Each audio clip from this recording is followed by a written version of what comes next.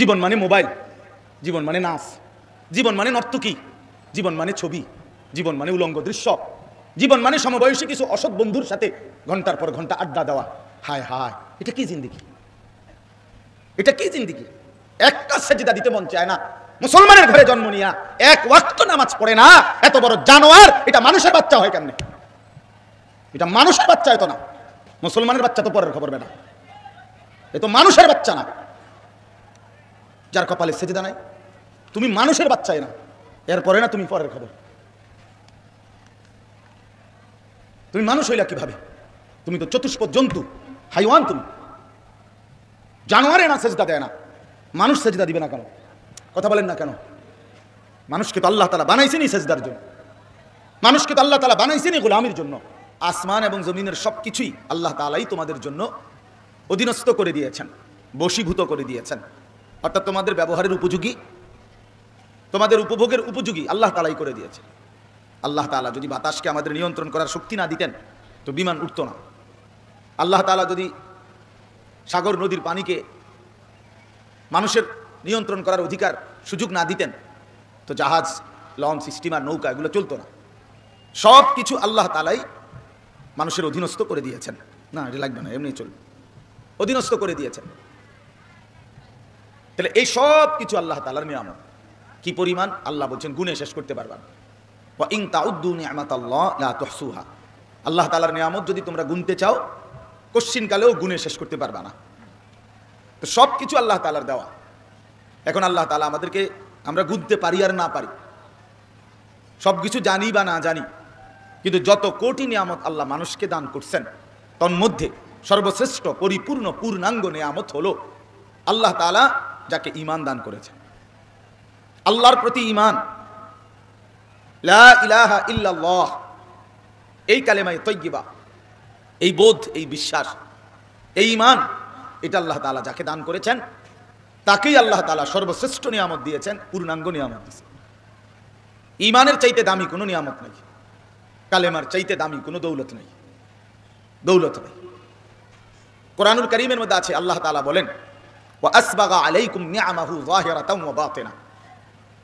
আল্লাহ তাআলা বলেন, আল্লাহ তাআলা তোমাদের উপরে তার নিয়ামত সমূহ প্রকাশ্য এবং গোপন পূর্ণ করলেন। আসবাগা মানে পরিপূর্ণ করলেন।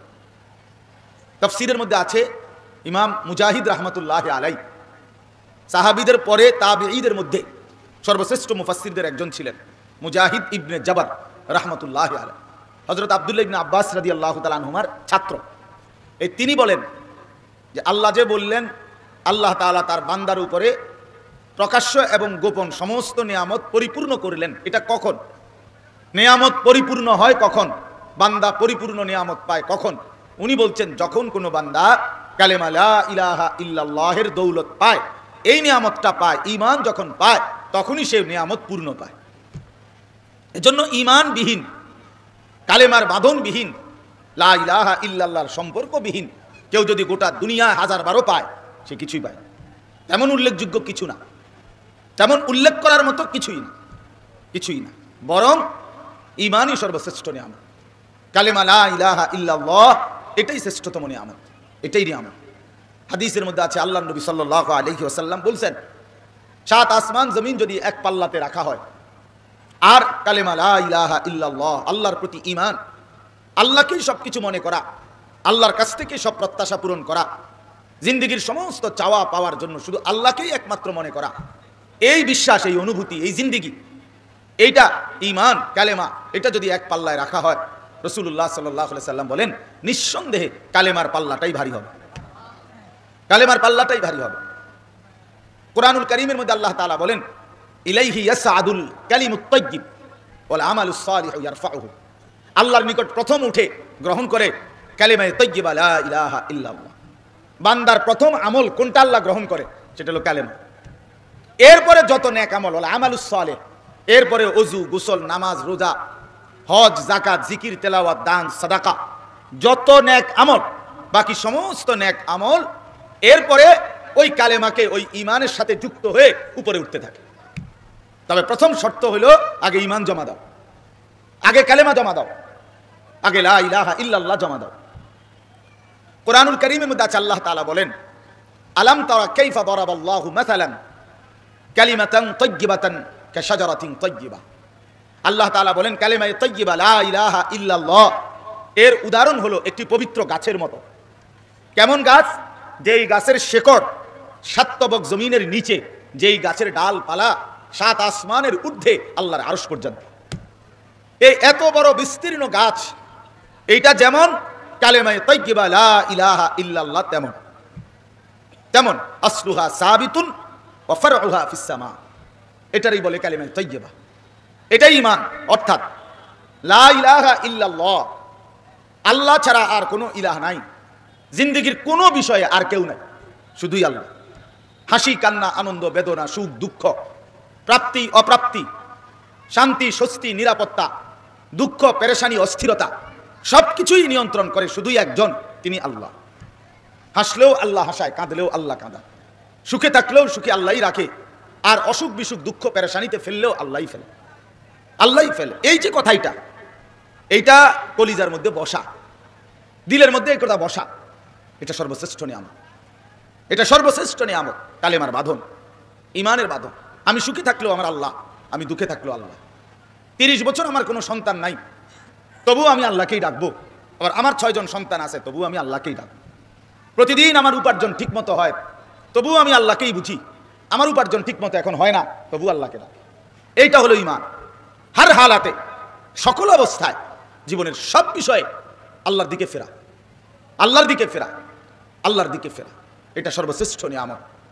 এটা বিহীন, ঈমান বিহীন গোটা পৃথিবী মিলে গেলেও কোনো লাভ নেই। আল্লাহর সাথে বাঁধন ছুটে গেছে, এবার গোটা পৃথিবী অনেক কিছু পাইছে, কিছুই পায় না। আমার শায়েখ আল্লামা মুফতি মুশতাকুন নবী সাহেব হুজুর সব সময় বলে, আল্লাহকে পেয়ে যদি কেউ গোটা দুনিয়াও না পায়, সে কিছুই হারায় নাই। আল্লাহকে না পেয়ে কেউ যদি গোটা দুনিয়াও পায়, সে কিছুই পায় না। যে তু মেরা তো সব মেরা, যখন আল্লাহ আমার তো সবই আমার, আসমানও আমার জমিনও আমার। আগার একটু নেহি মেরা তো কুই শাই নেহি মেরি, যখন আল্লাহ আমার নাই, কিছুই আমার না। মুজাহিদে আজম আল্লামা শামসুল হক ফরিদপুরি রহমতুল্লাহ আলাইহি বলতেন, তুমি আল্লাহকে পেয়েছ, সবই পেয়েছ। তুমি আল্লাহকে পাওনি, কিছুই পাও, কিছুই পাওনি। আল্লাহকে বাদ দিলে আর কিছু থাকে না। ঈমান চলে গেলে আর 2 পয়সার কোনো মূল্য থাকে না। ওমান ইউশরিক বিল্লাহ ফাকান্নামা খাররা মিনাস সামা। আল্লাহ তাআলা বলেন যে আল্লাহর সাথে শিরিক করে, তাওহীদকে ভুলে যায়, লা ইলাহা ইল্লাল্লাহর বাঁধন যার ছুটে যায়, শিরিক করে, গায়রুল্লাহর কাছে যায়, আল্লাহ ভিন্ন কোনো বিষয়ে অন্য কারো কাছে কিছু প্রত্যাশা করে, কারো কাছ থেকে কিছু চায়, কলিজার মধ্যে তার এটা আল্লাহই দিবে এ কথা নাই, তো সে শিরিক করলো। আল্লাহ তাআলা বলেন সে যেন আসমান থেকে জমিনে ছিটকে পড়লো। এই লাইট যদি এখন ছিঁড়ে দেয়, এটা যেমন ঠাস করে নিচে পড়বে। ওই নাফরমান মুশরিক যার কালেমা ছুটে যায়, ঈমান ছুটে যায়, শিরিক করে, সে যেন 7 আসমান থেকে ছিটকে পড়ল। ফাতাখতাফুহু তাইরু, অতঃপর পাখি তাকে ছুঁ মেরে তার শরীর টুকরে টুকরে খাইতে লাগলো। আও তাহওয়ি বিহির রিহু ইলা মাকানিন সাহিক, অথবা ঝড়ো বাতাস তাকে যেখানে সেখানে উড়াইয়া ফেলে দিল।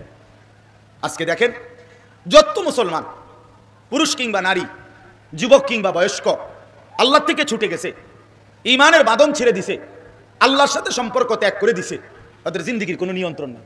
আপনি দেখেন, হালাল এবং হারামের কোনো তমিজ নাই, চরিত্র আখলাকের কোনো খোঁজ খবর নাই। হাসে কি লেগা, কান্দে কি লেগা, কিছুই কইতারে না।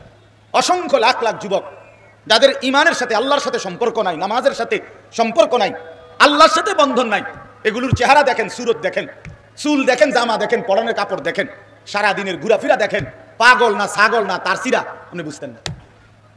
বেনামাজির জীবনের কোনো সৌন্দর্য নাই, নাফরমানের জিন্দেগির কোনো সৌন্দর্য নাই। হ্যাঁ হ্যাঁ, এটাই বাস্তবতা। তার সাথে আল্লাহ থেকে ছুটে গেছে, এবার আল্লাহ তাআলা তাকে কোনো ঘাটে আর স্থির হতে দিবে না, কোথাও আর সে স্থির হবে না, আর কোনো কিছুতে তার তৃপ্তি হবে না। ওমান লাম ইয়াজআলিল্লাহু লাহু নূরান ফামা লাহু বিন নূর।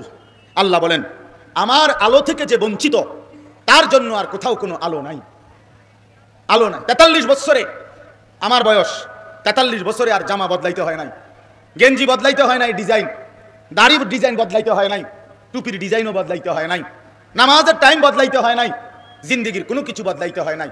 আল্লাহর সাথে যে জুড়ে থাকে, তার জিন্দেগির সৌন্দর্য থাকে, নিয়ন্ত্রণ থাকে। আপনি দেখেন যে এই ছেলেটা আল্লাহর সাথে তার বাঁধন নাই, ঈমানের কথা মনে নাই, আল্লাহর কথা মনে নাই, আল্লাহর সাথে যার সম্পর্ক নাই, ওই অপদার্থের চুল দেখেন, 3 মাসের মধ্যে দেখবেন 6 আইটেম, কখনো এদিকে বড়, কখনো ওইদিকে বড়, কখনো এদিকে বড়। কারণ তার তো কোনো স্থিরতা নাই, তার তো আপনজন কেউ নাই, তার তো নির্ধারিত কেউ নাই। এই জন্য কখনো সিপা ফ্যান, কখনো ঢোলা ফ্যান, কখনো খাড়াইয়া মতে, কখনো বইয়া মতে, কখনো হাঁটতে হাঁটতে মতে।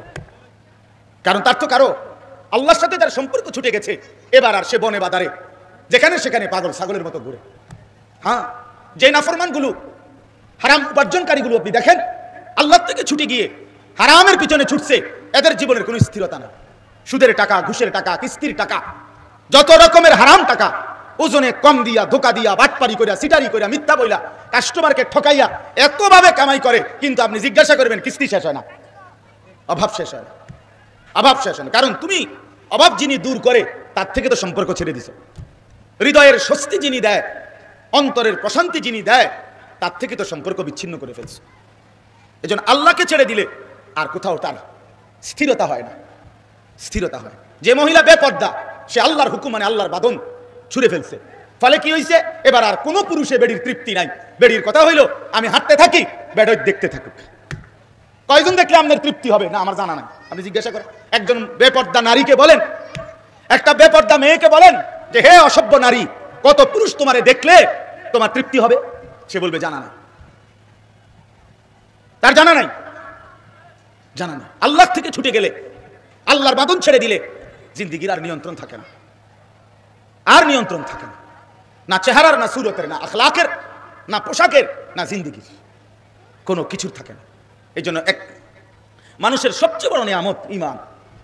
নিজেকে আল্লাহর সাথে বেঁধে রাখা, আল্লাহর সাথে বেঁধে রাখা। আমার বন্ধু আমার আল্লাহ, আমার আপনজন আমার আল্লাহ, আমার সুখ দুঃখ পূরণকারী আমার আল্লাহ। আমি কাঁদলে তার কাছেই কাঁদবো, আমি চাইলে তার কাছেই চাইবো, আমি বললে তাকেই বলবো। আমার দুঃখ যত না, আমার অভাব অভিযোগ, আমার চোখের পানি সব তার কাছে, তার কাছে। বললাম না, মনে করেন 18 বছর ছেলে মেয়ে হয় না, তো এই লোক যদি বলে যে না আজকে 18 বছর আল্লাহরে ডাকছি, একটা জিফুত নাই, হ্যাঁ তো রাগ করলাম, তো আচ্ছা রাগ করছেন, তো এরপরে এখন কারে ডাকবেন? জিনেরে না ভূতেরে? কথা বলেন, আছে এর মন কেউ? তাইলে আপনার চাহিদা মতো পাইলেও আল্লাহ, চাহিদা মতো না পাইলেও কে? তো আল্লাহ থেকে ছুটবো কেন আমরা? আল্লাহর সাথে সম্পর্ক ছিন্ন করবো কেন? আজ আমাদের জিন্দিগির মধ্যে দেখেন, বাস্তবিক অর্থে উপার্জন করার পরও তৃপ্তি নাই, চলাফেরা করবার পরও তৃপ্তি নাই, জিন্দিগির মধ্যে স্বস্তি নাই। আপনি বলবেন আপনি জানেন না, আমি জানি। আপনারা না জানলেও আমরা জানি কি পরিমাণ মানুষ, কত পরিমাণ যেত বেশি সম্পদশালী, বিশ্বাস করেন কোটি কোটি টাকার মালিক, বাহিরের দুনিয়া মনে করে কোটি কোটি টাকার মালিক, কিন্তু কি পরিমাণ দুঃখ, যন্ত্রণা, পেরেশানি, অস্থিরতা, তুষের আগুন ধাউ ধাউ করে জ্বলতেছে কলিজার ভিতরে। এমন অসংখ্য মানুষ প্রতিনিয়ত আমাদের কাছে দোয়া চাইলে যে বলে, তো মাঝে মাঝে গা শিহরে ওঠে, গা শিহরে ওঠে যে হায়, এত হাজার কোটি টাকার মালিক, কিন্তু কি পরিমাণ অসহায়, কি পরিমাণ অসহায়, কি পরিমাণ অসহায়। কোটি কোটি টাকার মালিক, স্ত্রী একদিকে, স্বামী একদিকে, ছেলের চলা একদিকে, মেয়ের চলা আরেক দিকে, স্বামীর চলা একদিকে, স্ত্রীর চলা আরেক দিকে। হায়, কেউ কারো নিয়ন্ত্রণে নাই। বাবা কি বলতে চায় সন্তান বোঝে না, সন্তান কি বলতে চায় বাবা বোঝে না, স্বামী কি চায় স্ত্রী বোঝে না, স্ত্রী কি চায় স্বামী বোঝে না। কোনো বুঝাপড়া নাই, কোনো বুঝাপড়া নাই। হ্যাঁ, আল্লাহকে বাদ দিছে, আল্লাহকে বাদ দিছে। অসংখ্য বাবা মা নিজ ছেলে, আপন সন্তানকে একটা কথা বলার হিম্মত রাখে না। আপন ছেলে 16 বছর 14 বছর এক ওয়াক্ত নামাজ পড়ে না, অথচ তারে বলিয়া নামাজটুকু পড়াইবার মতো যোগ্যতা রাখে না। কি পরিমাণ অপদার্থ বাপ, কি পরিমাণ কমজোর। আরে বেটা তুই তাইলে বেটা আপনি তার পিছনে জিন্দিগি শেষ করলেন, কার লেগে টাকা কামাই করলেন, কার জন্য এই ঘর বানাইলেন, কার জন্য এই ঘাম ঝরাইয়া পয়সা রোজগার করলেন। এই দেখবেন মূল কারণ হলো আল্লাহর সাথে জুড়ায় নাই, সন্তানকে দিন শিখায় নাই, নিজে দিনের উপরে চলে নাই। ওনারও নামাজ পড়ার টাইম নাই, এই জন্য সন্তানেরও নামাজ পড়ার ইচ্ছা নাই। উনিও পরের নারী দেখে, এই জন্য স্ত্রীও বেপর্দা চলে। হ্যাঁ, এটাই সত্য বাবা, এটাই বাস্তবতা। এই জন্য আল্লাহ থেকে যার বন্ধন ছুটে যায়, ইমানের বাঁধন যার ছুটে যায়, তার জীবনে আর কোনো সৌন্দর্য থাকে না। আমাদেরকে আল্লাহ তাআলা ইমানের দৌলত দিছিলেন। আমরা মায়ের পেট থেকে যেদিন বের হয়েছিলাম, সেদিন আল্লাহ তাআলা আমাদেরকে সৌভাগ্য দিছিলেন যে আমরা কালেমার দৌলত পাইছিলাম। আমাদের কানে, ডানে বামে আজান একামত দিয়ে আমাদেরকে আল্লাহর কালেমা শুনায় দিছিল। বলা হয়েছিল, হে ছেলে, হে বাচ্চা, হে মেয়ে, তুমি ভাগ্যবান, তোমার কালেমাওয়ালার ঘরে, ইমানওয়ালার ঘরে দেওয়া হয়েছে। 72 বছর বয়স্ক লোক, আমি 3 জন আলেম নিয়া 2.5 ঘন্টা, ওনার 2 ছেলে মুসলমান, একজন লোক হিন্দু, 72 বছর বয়স, ওনারে 2.5 ঘন্টা বুঝাইছি, ইমানের দাওয়াত দিছি, ইসলামের দাওয়াত দিছিলাম। উনি মুখে বলে ঈশ্বর অদ্বিতীয়, ঈশ্বরের কোনো অংশীদার নাই, কিন্তু আমি বললাম চাচা এটাই কালেমা, এটাই লা ইলাহা ইল্লাল্লাহর অর্থ এটাই। আপনি শুধু এই লা ইলাহা ইল্লাল্লাহ বাক্যটা আপনি শুধু জবান দিয়া বলেন, আপনি বলেন কালেমাটা একটাবার, আপনার আখিরাত বাইচা যাবে, আপনি অনন্তকালের জাহান্নাম থেকে বেঁচে যাবেন। আমি চোখের পানি ফেলছিলাম এই কিছুদিন আগে। আহা, এই চাচা বলতেছে না আমি এটা বলবো না, বলে নাই। তখন আমি আমার সাথীদের কাছে, আমি তাবলিগে ছিলাম আগস্ট মাসে, আমার সাথীদের কাছে বলছিলাম, হায় 72 বছর পর্যন্ত এক মানুষ আল্লাহর বান্দা, অথচ তার জবান দিয়ে তার মালিকের নাম একবার উচ্চারণ হয় না, কত বড় বদনসিব। আর আমাদেরকে আল্লাহ তাআলা মায়ের পেট থেকেই কালেমার এই নিয়ামত দান করছিলেন। আজ ছোট্টবেলা থেকে আমরা কতবার পড়ছি কালেমা লা ইলাহা ইল্লাল্লাহ, কতবার আমরা জবান দিয়ে উচ্চারিত হয়েছে, কি বলেন? এত বড় নিয়ামত আল্লাহ আমাদেরকে দেওয়ার পরে সেই আল্লাহ থেকে ছুটে যাওয়া, এটা কি জিন্দেগি? এত বড় নাফরমান মানুষ হয় কেমনে? এত বড় অকৃতজ্ঞ মানুষ হয় কেমনে? আল্লাহ বলবেন হাসরের ময়দানে, বান্দা আমি তো তোমার কোনো আবেদন ছাড়া, তোমার কারো কোনো সুপারিশ ছাড়াই আমি দয়া করে তোমারে মুসলমানের ঘরে দিছিলাম, ইমানদারের ঘরে জন্ম দিছিলাম, আমার কালেমার সন্ধান দিছিলাম, আমার রসুলের পরিচয় তোমার কাছে দিছিলাম, কিন্তু তুমি এই কি চেহারা, কি সুরত, এই কি জিন্দিগি নিয়ে আসলে? কোরআন শরীফে আছে, প্রত্যেক ব্যক্তি নিজ নিজ আমল নামা নিয়া আল্লাহর কসম আল্লাহর মুখোমুখি একজন একজন দাঁড়াইতে হবে। ওয়াকুল্লুহুম আতিহি ইয়াউমাল কিয়ামাতি ফারদা। ছেলেরা তোমরাও শোনো, ভাইয়া তোমরাও শোনো, জিন্দিগিটা রে মোবাইলের উপরে তামাশা বানায় ফেলছো। মা বাবা, পরিবার, বন্ধন, আখেরাত, পরকাল, আল্লাহ, খুদা সব বাদ দিয়া এক হাইওয়ান জানোয়ারের জিন্দিগি বানায় নিছো। জীবন মানে মোবাইল, জীবন মানে নাচ, জীবন মানে নর্তকী, জীবন মানে ছবি, জীবন মানে উলঙ্গ দৃশ্য, জীবন মানে সমবয়সী কিছু অসৎ বন্ধুর সাথে ঘন্টার পর ঘন্টা আড্ডা দেওয়া। হায় হায়, এটা কি জিন্দিগি? এটা কি জিন্দিগি? একটা সেজদা দিতে মন চায় না, মুসলমানের ঘরে জন্ম নিয়া এক ওয়াক্ত নামাজ পড়ে না, এত বড় জানোয়ার, এটা মানুষের বাচ্চা হয় কেমনে? এটা মানুষের বাচ্চা হয়তো না, মুসলমানের বাচ্চা তো পরের খবর বেটা, এ তো মানুষের বাচ্চা না। যার কপালে সেজদা নাই, তুমি মানুষের বাচ্চাই না, এরপরে না তুমি পরের খবর। তুমি মানুষ হইলা কিভাবে? তুমি তো চতুষ্পদ জন্তু, হাইওয়ান, তুমি জানোয়ারে না সেজদা দেয় না, মানুষ সেজদা দিবে না কেন? কথা বলেন না কেন? মানুষকে তো আল্লাহ তাআলা বানাইছেনই সেজদার জন্য, মানুষকে তো আল্লাহ তাআলা বানাইছেনই গোলামির জন্য। আল্লাহকে বাদ দিলে যে যা নিয়ে মজা পাইলাম, কালেমা ছাইরা, ইমান ছাইরা, আখিরাত ছাইরা, আমরা সবাই বোকার স্বর্গে বাস করছি। আমরা ভুল করছি, বাপ ভুল করছি। তো বলতেছিলাম আল্লাহ তাআলা প্রত্যেকে তার নিজ নিজ আমল নামা নিয়ে একজন একজন করে আল্লাহর সামনে দাঁড়াইতে হবে। কুল্লুহুম আতিহি ইয়াউমাল কিয়ামাতি ফারদা। আল্লাহ বলেন সকলকেই আমি আল্লাহর সামনে ফারদান আই ওয়াহিদান, একজন একজন দাঁড়াইতে হবে। আল্লাহ তখন জিজ্ঞেস করবেন, বান্দা এটা কি আমল নামা? আমি স্বেচ্ছায় তোমাকে ঈমান দিছি, আমি স্বেচ্ছায় তোমার আমার রসুল, সবচেয়ে প্রিয়তম রসুল দিয়েছি, ইসলামের দৌলত দিলাম, তুমি কি আনলা? এটা সেজদা কোথায়? গোলামি কোথায়? আমারে ডাকছো কই? আমার কাছে চাইলা কই? আমার কাছে চাইলা কই? সামান্য ছেলেটারে বিদেশ পাঠাইবা, এর জন্য হারামের মধ্যে চলে গেলা, সুদের টাকা নিয়ে গেলা, কিস্তির টাকা নিলা, সংসারে এক সেট সোফা কিনবা, এর লাগে কিস্তি টাকা উঠাইলা, ব্যবসার মালের জন্য হারাম টাকা কামাই করলা, আমার বাদ দিলা কেন? আমি কি দিতে পারতাম না? আমি কি অক্ষমতা প্রকাশ করেছিলাম যে আমার কাছে আর নাই? কথা বলেন, আল্লাহ কি এরকম জানাইছে আমাদেরকে? তো তাইলে ওয়ামা মিন দাব্বাতিন ফিল আরদ ইল্লা আলাল্লাহি রিজকুহা, রব্বুল আলামিন বলেন এই জমিনের মধ্যে যত কিছু বিচরণ করছে সমস্ত কিছুর রিজিকের জিম্মাদারি আমি আল্লাহ নিজেই নিজের কাঁধে তুলে নিলাম, আমি কাঁধে তুলে নিলাম। আল্লাহ বলেন লা নাসআলুকা রিজকা নাহনু নারযুকুক, আমার বান্দা তোমাদের কারো কাছে আমি রিজিকের জন্য সাহায্য চাই না, যে তোমরা কর্ম না করিলে উপার্জন হবে না আর আমি খাওয়াইতে পারবো না, এমন না।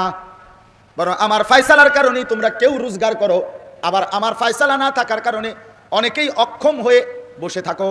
যে পঙ্গু, যে প্যারালাইজ, যে বোবা, যে অন্ধ, যে বধির, যে বৃদ্ধা, যে নারী, যে মাজুর, সে আমার ফয়সালার কারণে কামাই করতে পারতেছে না।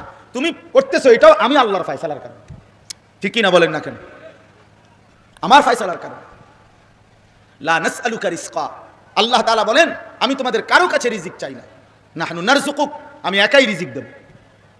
তো এই জন্য ভাই আমার, আমি আর লম্বা করতে চাই না কথাটা। আমার অর্থ হলো এই কথা বোঝানো, এই আয়াতের তর্জমা বলতেছি এখন। অর্থ হইল আল্লাহ থেকে ছুটে গেলে, কালেমার বাঁধন ছুটে গেলে, ইমানের বন্ধন যদি কেউ বাদ দিয়া ফেলে, আল্লাহর সাথে সম্পর্ক যদি কেউ ত্যাগ করে, খোদার কসম তার জীবনের আর কোনো নিয়ন্ত্রণ থাকে না। হালাল হারাম, পাক না পাক, জায়েজ না জায়েজ, বৈধ অবৈধ, উচিত অনুচিত, কোনো আর কিছু থাকে না। সে তখন জন্তু জানোয়ারের মতো সব কিছুই উপভোগ করে। কুকুরের কোনো হালাল হারাম নাই, বিড়ালের কোনো হালাল হারাম নাই, গরু ছাগলের কোনো হালাল হারাম নাই। আছে বলেন? একটা বিড়াল আশেপাশের কয় ঘরের মাছের কাঁটা খাওয়া হালাল আর কোন কোন ঘরের কাঁটা খাওয়া হারাম কোন তো জানেননি মাসলা? এমন শুনছিনি আপনার বাপদাদা 14 গোষ্ঠী জীবনে? নাই, এমন বিধানে নাই। কারণ জানোয়ারের কোনো হালাল হারাম নাই, কারণ তার আখেরাত নাই, তার হিসাব নাই, তার কোনো পরকালে জান্নাত জাহান্নামের কিছু নাই। হালাল হারাম আমাদের, জায়েজ না জায়েজ আমাদের, বৈধ অবৈধ আমাদের জন্য। কেন? আমাদের পুরস্কার কিংবা শাস্তি আছে, আমাদের আখেরাত আছে, আমাদের জান্নাত কিংবা জাহান্নাম আছে। এই জন্য আজকে সবকের আমার এটাই, আল্লাহকেই বন্ধু বানাই, গায়রুল্লাহকে না, আল্লাহ ভিন্ন কোনো কিছুকে না। এটাই আমার ব্যবসা, আমার এটাই পুঁজি, এটাই আমার রিজিক। না না, এটা রিজিক না, রিজিক আসমান। আমার দোকানটাই আমার রিজিক না মিয়া, আমার চাকরিটাই আমার রিজিক না না, আল্লাহ রিজিক দাতা। অফিস সামাই রিজকুকুম, আল্লাহ বলছে আসমানে রিজিক। রিজিক কোথায় বলেন? আসমানে, আল্লাহর কাছে, আল্লাহর কাছে। এজন্য আল্লাহ তাআলা কোরআনে বলছেন ওয়াল্লাযীনা আমানু আশাদ্দু হুব্বান লিল্লাহ, যারা ঈমানদার, যারা মুমিন, তাদের সবচেয়ে বেশি ভালোবাসা আল্লাহর জন্য। মুমিনের বন্ধু আল্লাহ, আল্লাহর বন্ধু মুমিন। সুবহানাল্লাহ। মুমিনের বন্ধুকে বলেন, আবার বলেন, আর আল্লাহর বন্ধুকে আল্লাহু ওয়ালিউল্লাযীনা আমানু, আল্লাহ বন্ধু কার? আল্লাযীনা আমানু, যারা মুমিন তাদের। আবার ঈমানদারের বন্ধু আল্লাহ। আল্লাহ বলেন এই সম্পর্ক থাকা এটাই উত্তম। তোমরা আমাকে বাদ দিয়া কাউরে গ্রহণ করো না, অন্য কিছুর উপরে ভরসা করো না, অন্য কারোরে বন্ধু বানাইও না। আমি আল্লাহর বিধান বাদ দিতে হবে, আমার রাসূলের তরিকা বাদ দিতে হবে, হালাল হারামের পার্থক্য বাদ দিয়া কাউরে গ্রহণ করো না। তাইলেই যে ইমানের বাঁধন, ইসলামের বিধান ছেড়ে দেয়, সে যেন আল্লাহকে বাদ দিয়া ওই যেটা ধরছে এটারই কি বানাইছে? নিজের বন্ধু বানাইছে। আপনি মনে করেন সুদ হারাম, ব্যবসা হালাল, আপনি এটারে পার্থক্য মুছাই দিলেন। সুদও ভাই আমার সুদেও কামাই আছে, হালালেও কামাই আছে, বালাবুরা মিলাইয়া। তাহলে এই লোক মূলত আল্লাহকে বাদ দিয়ে নিজের ব্যবসাটাকে কি বানাইছে? বন্ধু বানাইছে, গায়রুল্লাহকে বন্ধু বানাইছে। আল্লাহ বলেন তুমি টিকবে না, তোমার পরিবারও টিকবে না, তোমার দুনিয়াও টিকবে না, আখিরাতও টিকবে না। তুমি একটা দুর্বল জিনিসকে ধরছো, আল্লাহকে বাদ দিয়া যে যাকে ধরছো সে একটা মাকড়সার ঘর বানাইছে। এই কথাটাই দেখেন আল্লাহ বলেন মাসালুল্লাযীনা ইত্তাখাযু মিন দুনিল্লাহি আউলিয়া। আল্লাহ তাআলা বলেন আমি আল্লাহ উদাহরণ দিচ্ছি, যারা আল্লাহকে বাদ দিয়ে অন্য যে কোনো কিছুকে বন্ধু বানালো, কামাসালিল আনকাবুত, সে যেন একটা মাকড়সা। যে বন্ধু বানাইলো, যেমন আমি আল্লাহকে বাদ দিয়ে যাকে বন্ধু বানাইলাম, তো আমি যেন একটা মাকড়সা, আমি যেন একটা কি? মাকড়সা। কেমন মাকড়সা? ইত্তাখাযাত বাইতান, যেই মাকড়সা একটা ঘর বানাইলো। অর্থাৎ আমি যেন আল্লাহকে বাদ দিয়া মাকড়সার ঘরের মতো কাউরে ধরলাম। আর আল্লাহ বলেন ওয়া ইন্না আওহানাল বুয়ুত লা বাইতুল আনকাবুত, আর এটাও শুনে নাও যে এই পৃথিবীর সবচেয়ে দুর্বল ঘর মাকড়সার ঘর। মাকড়সার ঘর চিনেন তো না? কথা বলেন না, চিনেন? মাকড়সার ঘর একেবারে সামান্য একটু বাতাস যে ঘর ভাঙ্গিয়া ফেলে। 6 মাসের বাচ্চাও যদি হাত আলগি দেয়, মাকড়সার ঘর কি হয়ে যাবে? ছিঁড়াবিরা যাবে। আল্লাহ তাআলা বলেন আমাকে বাদ দিলে, অন্য কিছুকে ধরলে, সে যেন একটা মাকড়সা, যে একটা মাকড়সার ঘর বানাইলো, আর এই ঘরটা যেই কোনো মুহূর্তে ভেঙ্গে চুড়ে তছনছ হয়ে যাবে, তছনছ হয়ে যাবে। লাউ কানু ইয়ালামুন, আল্লাহ বলেন হায় আমার বান্দারা, তোমরা যদি এই কথাটা বুঝতে, এই ইলম যদি তোমাদের অর্জন হতো তো ভালো হইতো। যদি এই কথাটা বুঝতা যে আল্লাহকে বাদ দিয়ে আমি যার উপরেই ভরসা করলাম, আমি যেন একটা মাকড়সার ঘর বানাইলাম, যে ঘর টিকবে না, যে ঘর টিকবে না। আল্লাহকে বাদ দিয়া কেউ টিকে না। আল্লাহকে বাদ দিয়ে যাই নাফরমান স্ত্রী সন্তানকে খুশি করতে গিয়ে হারাম রোজগার করে সংসার করছে, এরাই সবার আগে তাকে ভুলে যাবে। এরাই ভুলে যাবে সবার। হ্যাঁ, প্রথম বছর গরুর গুস্ত, পরের বছর ফার্মের মুরগা, এর পরের বছর ফাঙ্গাস তেলাফিয়া, এর পরের বছর ব্যস্ততা। মানে 2-1 বছর কোকা ভাত তরকারি খাবাইছে মানুষের আব্বার লাগিয়া, এরপরে ভাই যায় ঝামেলায় আসি, দোয়া করতে আসি, শেষ। তার মানে খুব দ্রুততম সময়ে এরা ভুলে যাবে, এরা ভুলে যাবে। এই জন্য আল্লাহ তাআলা বলেন ইন্নাল্লাহা ইয়ালামু মা ইয়াদউনা মিন দুনিহি মিন শাই। আল্লাহ তাআলা, আল্লাহকে বাদ দিয়ে যে যাকে ডাকে সব আল্লাহ জানে। আর ওয়াহুয়াল আজিজুল হাকিম, আল্লাহ বলে অথচ শুনে নাও বান্দা, আল্লাহই হচ্ছে পূর্ণ ক্ষমতাবান, আল্লাহই হচ্ছে মহাজ্ঞানী। অতএব আল্লাহকে বাদ দিয়ে তুমি কাউরে ডাইকো না, কোনো লাভ হবে না। সর্বশেষ কথা হলো আল্লাহ বলেন অতিলকাল আমসালু নাদরিবুহা লিন-নাস। আমি আল্লাহ উদাহরণ দিয়া তোমাদের মানুষের সামনে কথা বুঝাই দিলাম যে আমারে বাদ দিয়া যারে ধরবা তুমি যেন মাকড়সার ঘর বানাইলা, যে ঘর টিকবে না। ওমা ইয়াকিলুহা ইল্লাল আলিমুন। প্রকৃত অর্থে যারা আলেম, যারা জ্ঞানী, কোরআন সুন্নাহর নূর যাদের সিনার মধ্যে আছে, আল্লাহ বলেন এই কথাটা তারাই সবচেয়ে ভালো বুঝবে। এই জন্য মাদ্রাসায় যারা পড়ে, কোরআন সুন্নাহর ইলম যারা অর্জন করে, আলহামদুলিল্লাহ তাদের জিন্দেগি এটা যে তারা এটা বুঝে বিশ্বাস করে যে হালাল ছাড়া হারামের পথে আমি যাব না, আখিরাতকে বাদ দিয়া দুনিয়া কামাই করব না।